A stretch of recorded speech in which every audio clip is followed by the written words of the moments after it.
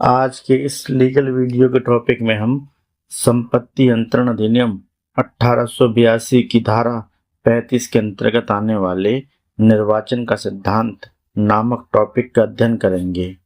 तो चलिए शुरू करते हैं। प्रश्न ये पूछा जाता है कि निर्वाचन अर्थात चुनाव के सिद्धांत की प्रकृति एवं विस्तार की समीक्षा कीजिए। निर्वाचन कब आवश्यक होता है? इसका उत्तर देख लेते हैं। संपत्ति अंतरण अधिनियम 1882 की धारा 35 में निर्वाचन का सिद्धांत दिया गया है, जिसे इस प्रकार व्यक्त किया जा सकता है। तो चलिए इसका उत्तर देख लेते हैं। संपत्ति अंतरण अधिनियम 1882 की धारा 35 में निर्वाचन का सिद्धांत दिया गया है, जिसे इस प्रकार व्यक्त किया जा सकता है। ए पॉइंट है प्रारंभिक।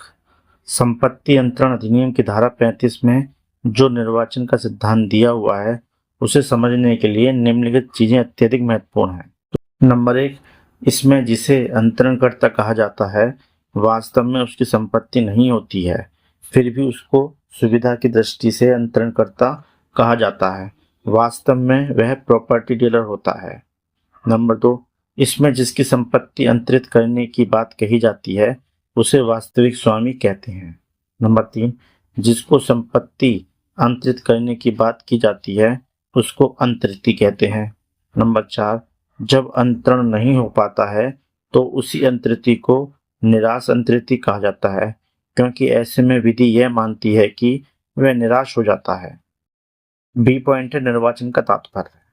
संपत्ति अंतरण अधिनियम 1882 की धारा 35 में जो निर्वाचन का सिद्धांत दिया हुआ है उसका तात्पर्य किसी राजनीतिक निर्वाचन से नहीं है, बल्कि यह है कि वास्तविक स्वामी सामान्यतः 1 वर्ष में यह बताए कि वह अंतरणकर्ता द्वारा उसे पहुंचाए गए लाभ को अपने पास रखेगा कि संपत्ति को अपने पास रखेगा।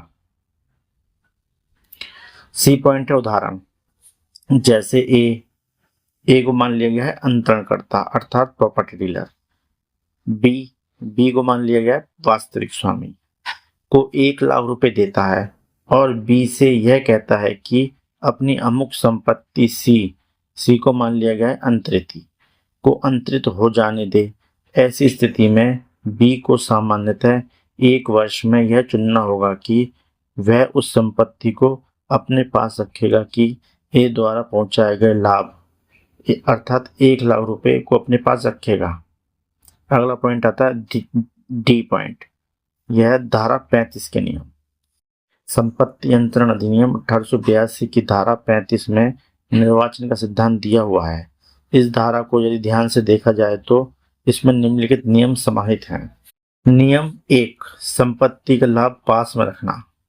नियम 1 कहता है कि यदि अंतरणकर्ता वास्तविक स्वामी को कुछ लाभ प्रदान करता है और कहता है कि अमुक संपत्ति अंतरिती के पक्ष में अंतरित हो जाने दीजिए, तो वास्तविक स्वामी यह चुनाव करने के लिए बाध्य हो जाता है कि वह उस लाभ को अपने पास रखेगा या संपत्ति को अपने पास रखेगा। यदि वास्तविक स्वामी यह चुनाव करता है कि वह संपत्ति को अपने पास रखेगा और फायदे को वापस करेगा, तो ऐसा माना जाता है कि कोई व्ययन अर्थात डिस्पोज ऑफ नहीं हुआ अर्थात मूलधन नहीं मिला। नियम 2 देख लेते हैं। बिना प्रतिफल के अंतरण की बात। यदि अंतरणकर्ता अंतरिती से बिना प्रतिफल लिए ही अंतरण कराने की बात कही है और वास्तविक स्वामी को अपने पास से लाभ दिया है तथा वास्तविक स्वामी द्वारा चुनाव करने से पहले ही अंतरणकर्ता की मृत्यु हो जाती है या वह अंतरण कराने में अक्षम हो जाता है, तो अंतरणकर्ता द्वारा दिए गए फायदे को वास्तविक स्वामी द्वारा अंतरणकर्ता या उसके विधिक प्रतिनिधि को वापस कर दिया जाएगा, लेकिन उसमें से उतनी धनराशि निराश अंतरिती को दे दी जाएगी जितने की उस संपत्ति की कीमत है जिसे वह अंतरिती को दिलाना चाहता था। जैसे सुल्तानपुर का खेत ग की संपत्ति है, उसका मूल्य 800 रुपये है। क उसे दान की लिखत द्वारा ख को अंतरित करने की प्रवंजना करता है और उसी लिखत द्वारा ग को 1000 रुपये देता है। ग खेत को अपने पास रखना निर्वाचित करता है। 1000 रुपये का दान उससे सम्मोहित हो जाता है। नियम 3, प्रतिफल लेकर अंतरण की बात। यदि अंतरणकर्ता ने अंतरिति से प्रतिफल लेकर अंतरण कराने की बात कही है और वास्तविक स्वामी को लाभ दिया है, तो उस लाभ को वापस करते समय उसमें से उतना काट लिया जाएगा जितना अंतरिति ने प्रतिफल के रूप में दिया था, और वह धनराशि निराश अंतरिति को दे दी जाएगी। अगला है नियम नंबर 4, ज्ञान महत्वहीन अर्थात ज्ञान महत्वपूर्ण नहीं। धारा 35 के सिद्धांत को लागू होने के लिए ज्ञान का कोई महत्व नहीं, अर्थात अंतरिति उस भूमि को अंतरणकर्ता की समझ रहा है या वास्तविक स्वामी की समझ रहा है, इससे धारा 35 के सिद्धांत पर कोई प्रभाव नहीं पड़ता है। इसका तात्पर्य यह भी है, अंतरणकर्ता उस संपत्ति को अपनी समझकर अंतरित करना चाहता है या वास्तविक स्वामी की समझकर अंतरित करना चाहता है, इससे कोई फर्क नहीं पड़ता। अगला है नियम 5, लाभ सीधे वास्तविक स्वामी को। वास्तविक स्वामी चयन के लिए तभी दायी है जबकि अंतरणकर्ता द्वारा उसे सीधे सीधे अर्थात प्रत्यक्ष रूप से लाभ पहुंचाया गया है, अन्यथा नहीं। ऐसा नहीं है कि उसके बच्चे, पत्नी, मित्र, नौकर या किसी संबंधी को लाभ पहुंचाकर वास्तविक स्वामी को चुनाव के लिए बाध्य किया जा सकता है। अब अगला आता है नियम 6, एक ही हैसियत में लाभ और चुनाव। इसे देख लेते हैं। यदि वास्तविक स्वामी को एक हैसियत में लाभ पहुंचाया जा रहा है और दूसरी हैसियत में चुनाव करने के लिए कहा जा रहा है, तो वहां पर चुनाव करना आवश्यक नहीं है, अर्थात किसी व्यक्ति को निर्वाचन के लिए तभी बाध्य किया जा सकता है जब उसे जिस हैसियत में लाभ पहुंचाया जा रहा है उसी हैसियत में निर्वाचन करने के लिए भी कहा जाए। इसका दृष्टांत देख लेते हैं। एक किसी विश्वविद्यालय के कुलपति हैं।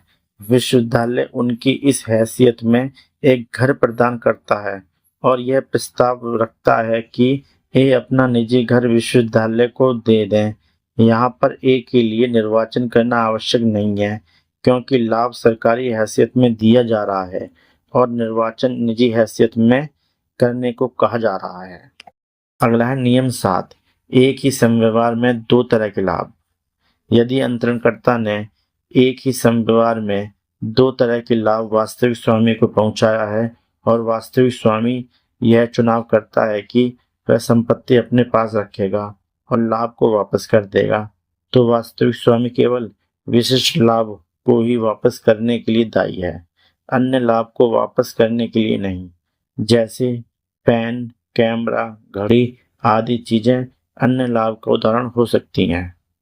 अब इसमें अगला आता है नियम 8, फायदा स्वीकार तो संपत्ति अंतरण का चुनाव।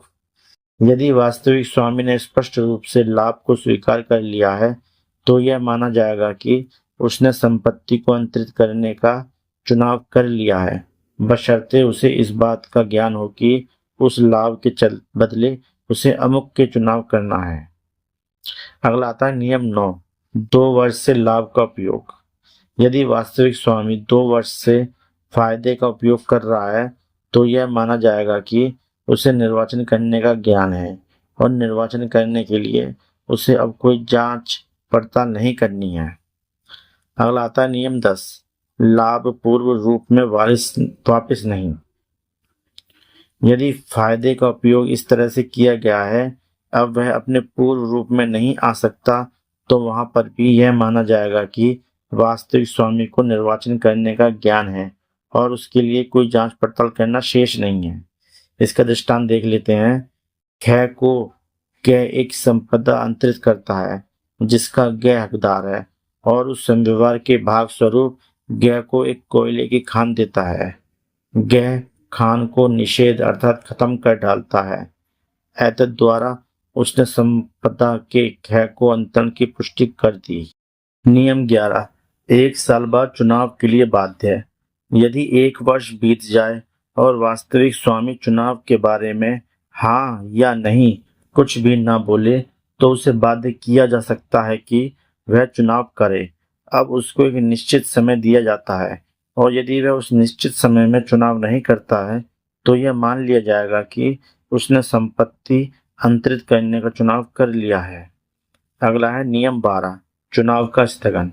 यदि कोई निर्योग्यता आ गई है जिससे वह निर्वाचन करने में असमर्थ हो गया है तो निर्वाचन का समय निर्योग्यता तक स्थगित रहेगा और यदि निर्योग्यता स्थायी प्रकृति की है तो ऐसी स्थिति में सक्षम अधिकारी का निर्वाचन मान्य होगा। अगला पॉइंट इसके अंतर्गत आ जाता है आधार। निर्वाचन का सिद्धांत साम्य पर आधारित है। अगला पॉइंट आता है वाद अर्थात केसेस। चयन के सिद्धांत पर निम्नलिखित वाद महत्वपूर्ण है। कवेंडर्स बनाम डके। इस मामले में यह कहा गया कि एक ही समय किसी समव्यवहार को स्वीकार तथा अस्वीकार नहीं किया जा सकता। एक अगला वाद आया था कूपर बनाम कूपर। इस मामले में न्यायाधीश हथर्वी ने यह निर्धारित किया कि जब किसी विलेख द्वारा दानकर्ता किसी ऐसी संपत्ति का दान करता है जो उसकी शक्ति से बाहर लेकिन उसे प्रभावी बनाया जा सकता है, यदि वास्तविक स्वामी उस विलेख द्वारा दिए गए लाभ को स्वीकार कर ले, ऐसी स्थिति में विधि यह दायित्व उत्पन्न करती है कि इस पूरे विलेख को प्रभावी किया जाए। एक अगला वाद आया था कोड रिंगटन बनाम कोड रिंगन। एक ही साथ स्वीकार या इनकार नहीं किया जा सकता है। एक अगला वाद आया था रगम्मा बनाम अटचामा। कोई भी व्यक्ति एक ही समय में किसी चीज को स्वीकार तथा इनकार नहीं कर सकता है। एक और वाद आया था इसमें विथम्मा बनाम वी शंकर नारायण।